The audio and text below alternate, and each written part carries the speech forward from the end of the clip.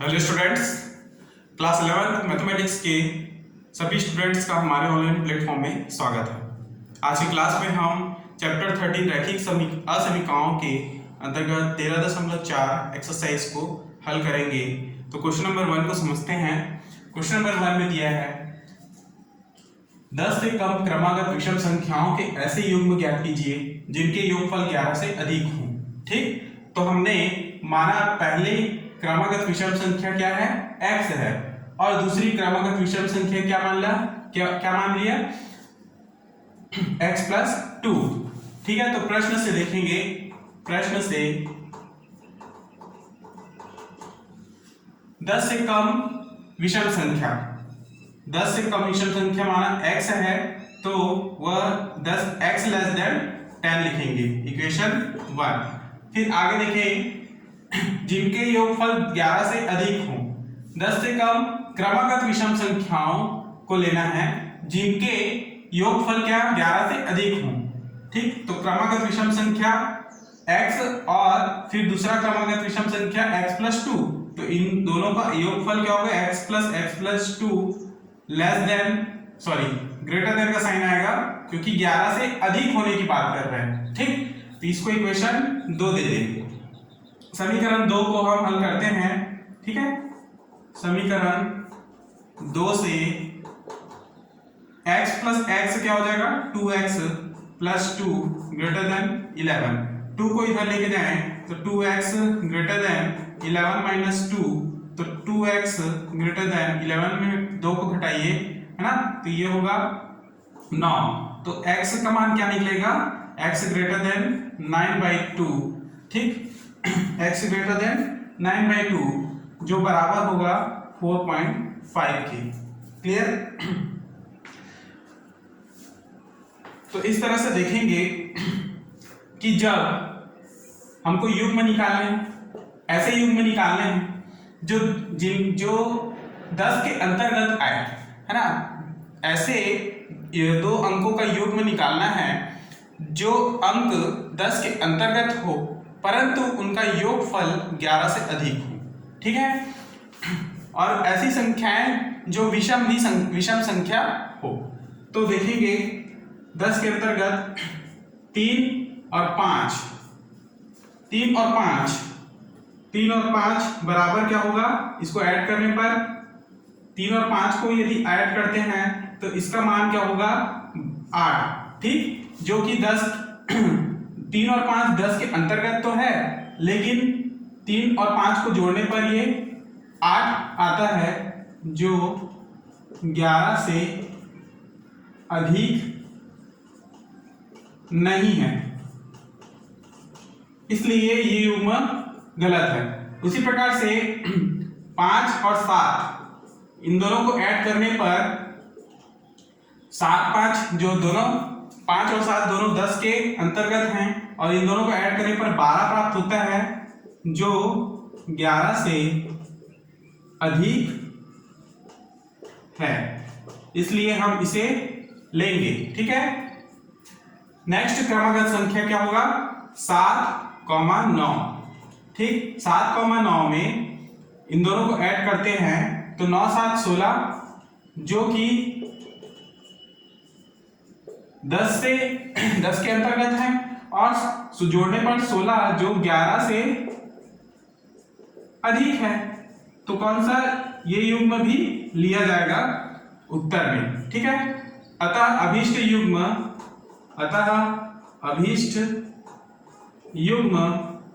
कौन कौन से होंगे, 5 7 5,7 और 7,9 होंगे। ठीक, ये इसका अभीष्ट उत्तर है। क्लियर?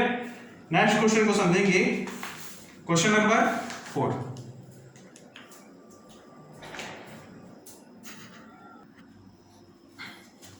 नेक्स्ट क्वेश्चन नंबर 4 को देखेंगे। क्वेश्चन नंबर 4 में दिया है रवि ने पहली 2 एकक परीक्षा में 70 और 75 अंक प्राप्त किए हैं, वह न्यूनतम अंक ज्ञात कीजिए जिसे वह तीसरी एकक परीक्षा में पाकर 60 अंक का न्यूनतम औसत प्राप्त कर सके।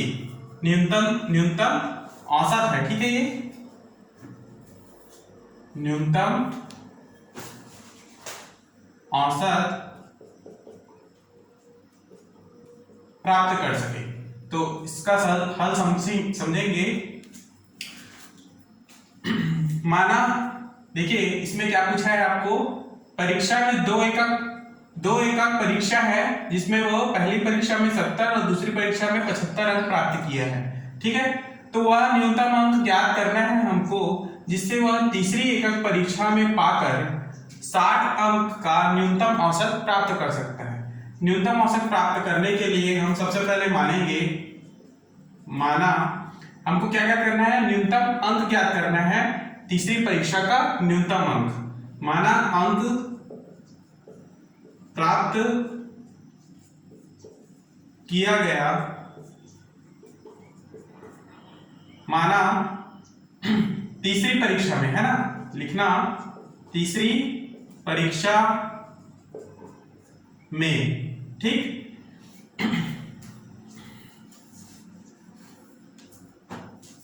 माना तीसरी परीक्षा में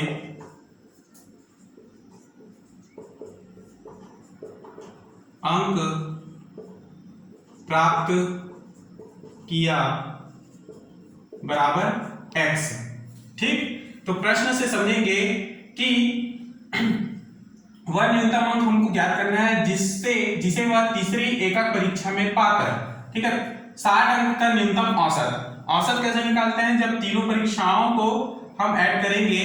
यहाँ पर पहला परीक्षा का अंक कितना है 70, दूसरी परीक्षा का अंक है 75 और तीसरी परीक्षा का अंक है x, ये हमने माना है। तो इन तीनों का औसत क्या होगा, बटे 3, ठीक। 60 अंक का न्यूनतम औसत निकाले तो यहाँ पर होगा 60 और 60 से छोटा, 60 से मतलब 60 जो है न्यूनतम होगा उसका, तो यहाँ पर मान होगा इसका मान 60, ठीक, 60 से छोटा। तो यहां पर देखिए इसको हम ऐड करने पर 145 plus x upon 3 greater than equal 60 मिलेगा, ठीक। 3 को इधर पक्षांतर करें तो 145 plus x greater than equal 60 into 3, ठीक। यहां से 145 plus x greater than equal 180, ठीक। अब x ग्रेटर देन इक्वल क्या,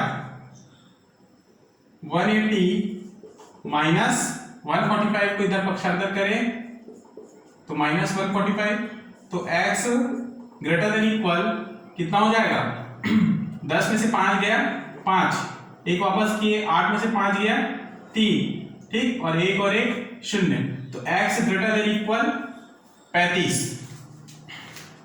तो न्यूनतम अंक क्या हो जाएगा, न्यूनतम अंक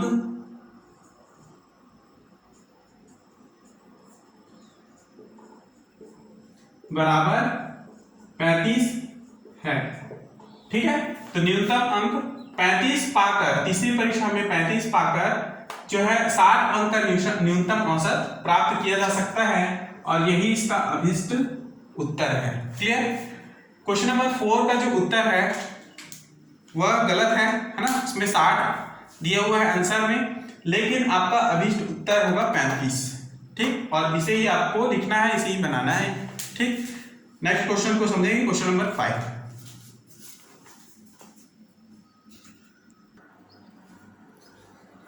नेक्स्ट क्वेश्चन नंबर 5 को समझेंगे। क्वेश्चन नंबर 5 में दिया है 1 बिलियन को 68 डिग्री फ़ारेनहाइट और 77 डिग्री फ़ारेनहाइट के मध्य रखना है। कितने कितने मान दिए हैं, 68 डिग्री फ़ारेनहाइट और 77 डिग्री फ़ारेनहाइट के बीच रखना है, ठीक। तो सेल्सियस पैमाने पर बिलियन के तापमान का परिसर ज्ञात कीजिए। इसका अर्थ यह है कि सेल्सियस पैमाने का परिसर हमको निकालना है, उसका रेंज निकालना है कि उसका मान कहां से कहां तक है, ठीक है। तो जहां सेल्सियस फ़ारेनहाइट परिवर्तन सूत्र F बराबर क्या दिया है 9/5 C प्लस 9/5 C प्लस 32, ठीक है। तो इसको हम इस प्रकार से लिखेंगे, प्रश्न से देखेंगे, प्रश्नानुसार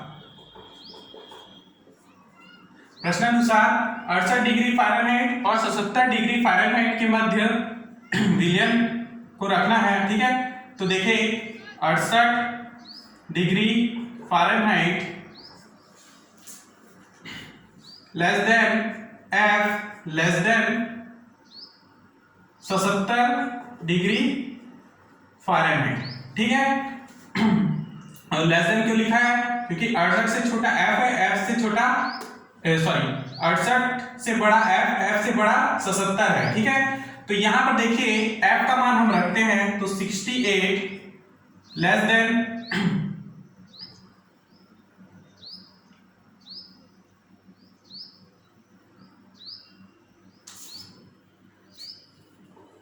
68 लेस देन F का मान रखें तो 9/5 C प्लस 32 है ना, 9/5 C प्लस 32 लेस देन 77, इस प्रकार से लिखेंगे। ठीक, अब देखिए यहां से हमको C का मान फाइंड करना है, तो उसके लिए क्या करेंगे, पहले 32 को माइनस करेंगे, तो प्रत्येक में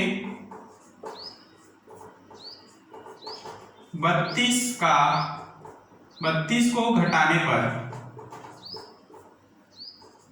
ठीक, यहाँ पे 68 minus 32 less than 9/5 C plus 32 minus 32 less than 77 minus 32। Clear? अब इसे सॉल्व करने पर 8 में से 2 गया 6 और 6 में से 3 को घटाओ तो ये होगा 3 लेस देन 9/5 C 32 और 32 माइनस 32 कैंसल। ठीक है, 9/5 C लेस देन बचेगा 7 में से 2 को घटाइए 5 और 7 में से 3 को घटाइए तो 4। तो इस प्रकार से हमें प्राप्त हुआ 36 less than 9/5 C less than 45। ठीक, अब देखिए यहाँ पर हमें C का मान फाइंड करना है, तो यहाँ 9/5 है, इसको हटाने के लिए हम क्या करेंगे, 5/9 का गुणा कर देंगे प्रत्येक में, तो लिखेंगे प्रत्येक में 5/9 से गुणा। ठीक है, तो 36 गुणित 5/9 लेस देन 9/5 C गुणा 5/9 लेस देन 45 गुणित 5/9। ठीक, अब इसे सॉल्व करें तो 9 एकम और 9 चौके 36, 4 पंचे 20, 4 पंचे 20, यहां से 9 और 9 5 कैंसल, तो लेस देन C बचा। ठीक है, लेस देन 9 एकम 9 पंचे 5 पंचे 25। ठीक है, तो डिग्री सेल्सियस में मान मिल गया है ना, और हमको यही निकालना था कि सेल्सियस पैमाने पर विलयन के तापमान का परिसर कितना है, तो 20 से 25 डिग्री के बीच में होगा। किसका मान? सेल्सियस पैमाने का मान। ठीक है, C बिलोंग्स टू 20 to 25। ठीक, ये अभिष्ट उत्तर होगा, या फिर सीधा आप लिखेंगे सेल्सियस पैमाने का मान कहां से कहां तक होगा, 20 डिग्री और 25 डिग्री के मध्य होगा।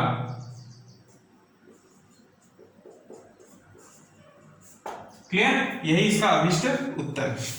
नेक्स्ट अगले प्रश्नावली को समझेंगे, तो प्रश्नावली 13.4 यहीं पर समाप्त होता है। ठीक है, इनके जो इंपॉर्टेंट क्वेश्चन है उनको मैं व्हाट्सएप के माध्यम से भेज दूंगा। ठीक,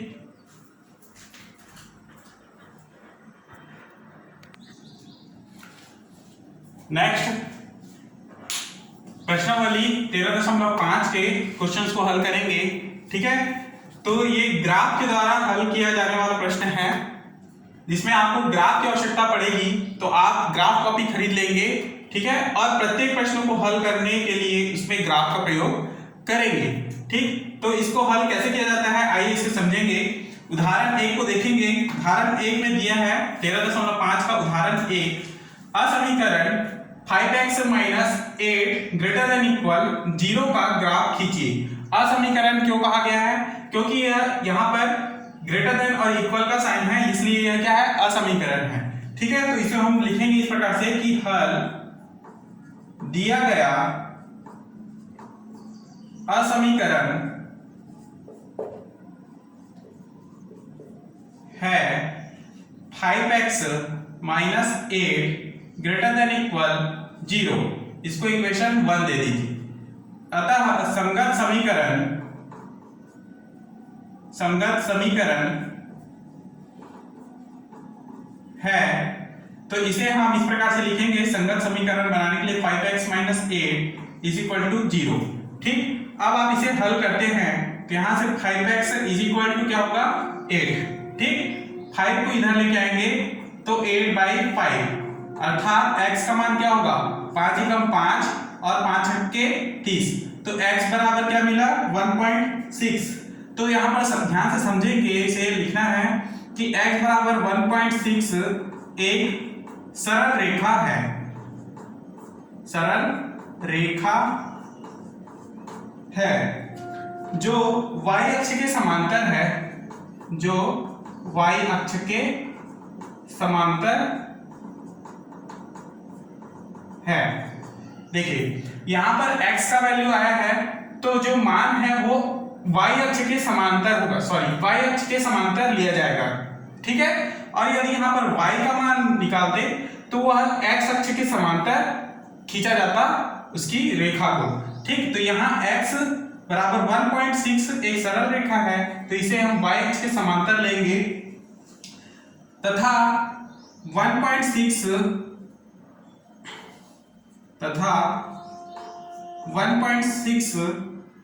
इकाई दूरी पर स्थित है। इकाई दूरी पर स्थित है। ठीक, तो यहां पर देखिए कि x बराबर 1.6 है जो y अक्ष के समांतर है, तो 1.6 कहां पर मिलेगा आपको? 1 और 2 के बीच में। ठीक, यहाँ पे मान लीजिए 1.5 और ये 1.6 वाला पॉइंट है, तो आप इससे मिलाते हुए एक सीधी रेखा खींच लेंगे। ठीक है, इस तरह से सीधी रेखा आपको खींचनी है। क्लियर? और इस प्रकार से इसे शो करेंगे। तो ये जो पॉइंट है ये कहां पर मिल रहा है? ये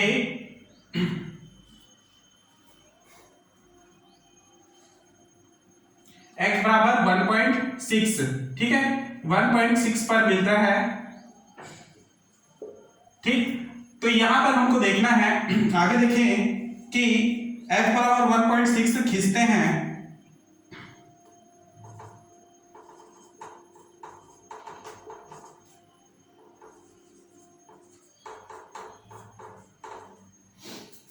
समीकरण 1 में x बराबर 0 ले, यदि आप यहां पर x बराबर 0 लेते हैं तो ये क्या प्राप्त होगा? -8 ग्रेटर देन 0। जो क्या बता रहा है? -8 बड़ा है 0 से। क्या सत्य है? यह गलत है, जो कि असत्य है, जो असत्य है। ठीक है, इसलिए 0 की ओर हम छायांकित नहीं करेंगे, इसे लिखेंगे कि जो कि असत्य है ना।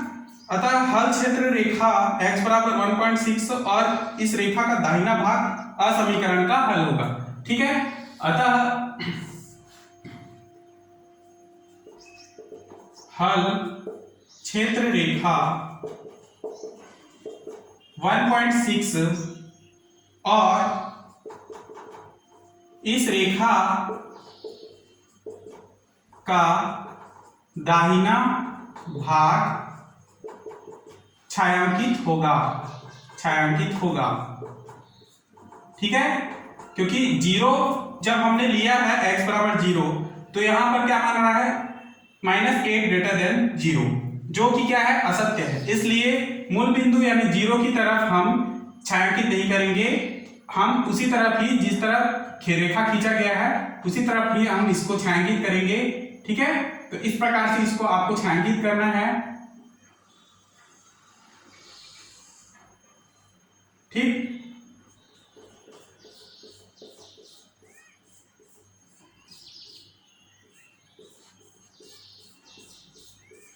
तो ये है अभिष्ट छायांकित भाग और यही इसका उत्तर है। क्लियर? तो यहाँ पे 1.6 जैसे मान आया है तो यहाँ से माप कर आप 1.6 तक यहाँ पर छायांकित करेंगे, यही इसका अभिष्ट उत्तर होगा। क्लियर? नेक्स्ट क्वेश्चन को समझेंगे।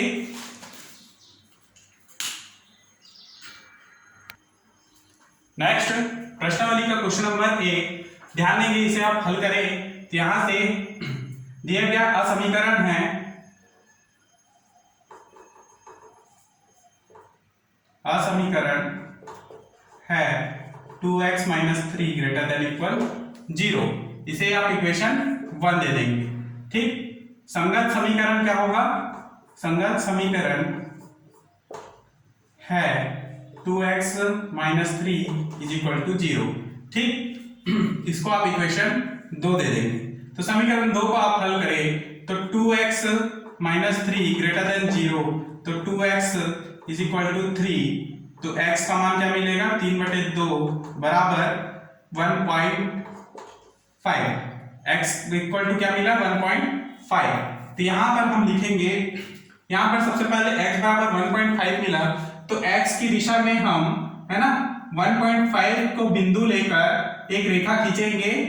क्योंकि x बराबर 1.5 मिला तो ये एक सरल रेखा है, x बराबर 1.5 एक सरल रेखा है।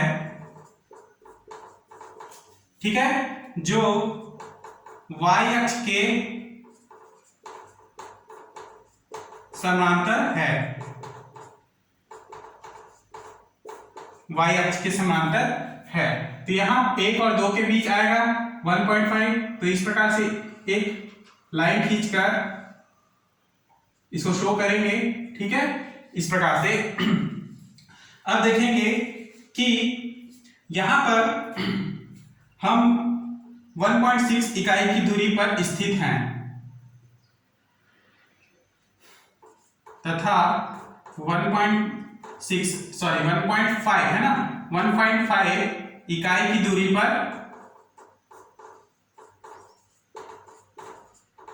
स्थित हैं। तो x बराबर 1.5 खींचते हैं। ठीक, यहां तक हमने लिखा। अब हम समीकरण 1 से देखेंगे। समीकरण 1 से x बराबर 0 लेने पर, x बराबर 0 ले तो यहां पर 2x 0 हो जाएगा, क्या बचेगा? -3 > 0, जो असत्य है, जो कि असत्य है। x बराबर 0 लेते हैं तो -3 क्या आता है? > 0, तो -3 0 से छोटा है न कि बड़ा, इसलिए यह मान क्या होगा? असत्य होगा। अतः मूल बिंदु O की तरफ, मतलब 0 की तरफ हम इसको छायांकित नहीं करेंगे। तो अभिष्ट छायांकित भाग किस तरफ होगा? दाहिनी ओर। ठीक है, तो लिखेंगे कि हल क्षेत्र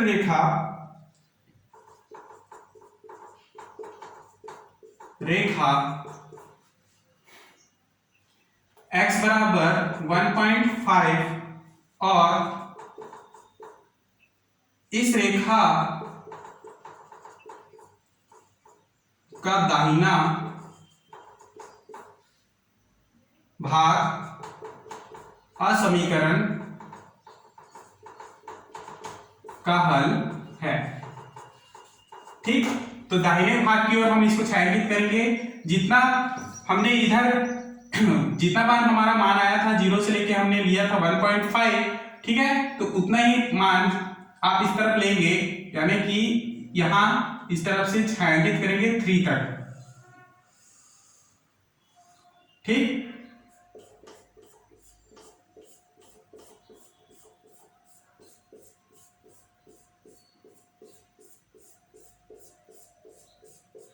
तो ये जो है अभिष्ट उत्तर होगा। नेक्स्ट क्वेश्चन नंबर 6 को समझते हैं।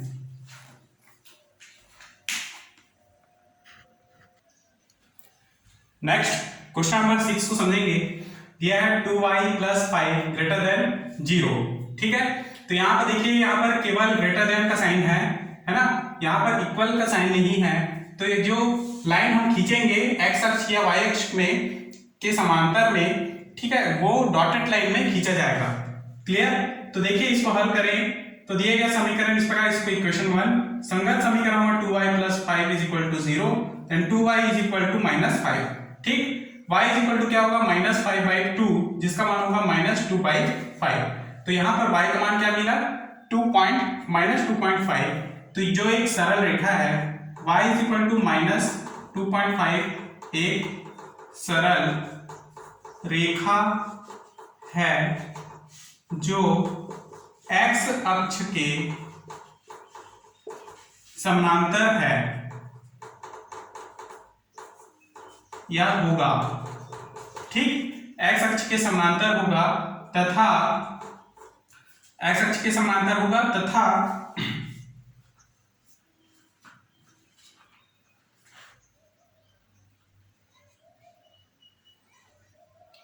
नीचे की ओर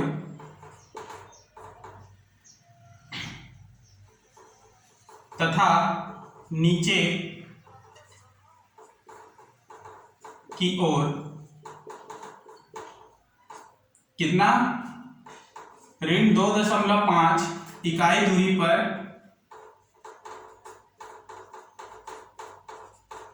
स्थित होगा।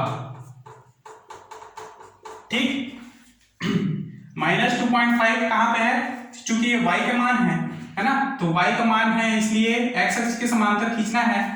-2.5 तो y डैश में लेंगे हम, इसमें -2.5 2 और 3 के बीच में होगा 2.5 -2.5। ठीक है, यहां पर मिलेगा आपको, और इसे आप इस प्रकार से डॉटेड लाइन से शो करेंगे। ठीक, इस प्रकार से। क्लियर? तो आगे देखेंगे कि समीकरण 1 में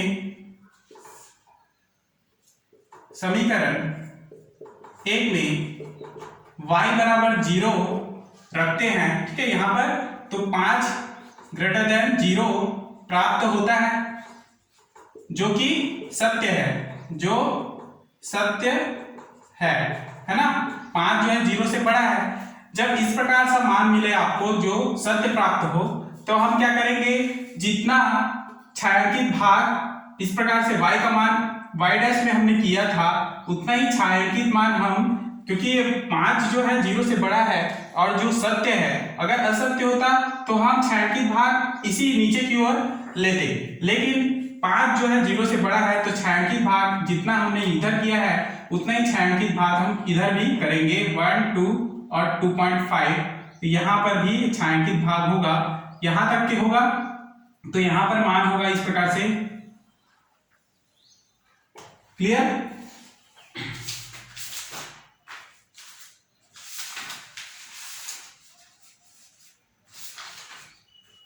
ठीक, तो यहां से यहां तक हम इसको छायांकित करेंगे,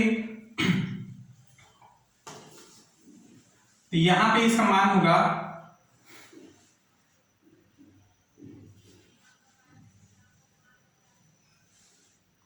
और यहां इधर भी ये इस प्रकार से 2.5 करके छायांकित होंगे। ठीक, इस तरह से, और ये होगा यहाँ पे 3, तो ये यहां से इस तरफ से 2.5 तक छायांकित किया जाएगा। ठीक, तो ये जो हिस्सा है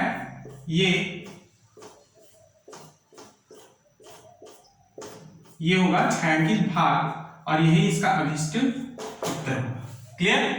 तो इस प्रकार से आपको बनाने हैं, और ध्यान देना है क्वेश्चन में इक्वल रहे, है ना, > रहे, तो आपको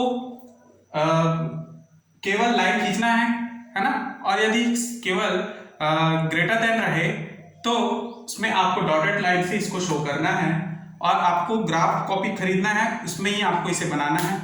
ठीक है, नेक्स्ट क्लास में इसके आगे के क्वेश्चंस को हल करेंगे। तब तक धन्यवाद।